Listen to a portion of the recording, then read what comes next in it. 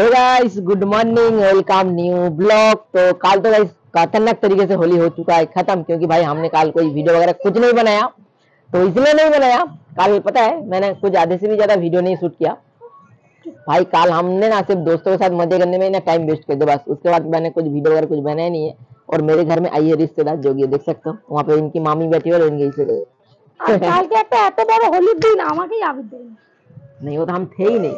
मैं तो বন্ধুদের সাথে একটু মজা করতে, मैं तो दोस्तों के साथ कुछ ज्यादा ही मजे कर रहे थे। बाइक पूरी दिन बाइक लेके घुमा, उसके बाद तो भाई আর खाना আজকে करके मजा আমরা आया। মজা করব। और आज आने वाली है हम लोगों के घर में भगवान जी। तो आज तो भाई लेडीज लोगों की ज्यादा से ज्यादा मजा आने वाली है, साथ में हम लोगों को भी कुछ ज्यादा आज इनके डांस भी देखने वाले हो आप लोग, नेक्स्ट लेवल की।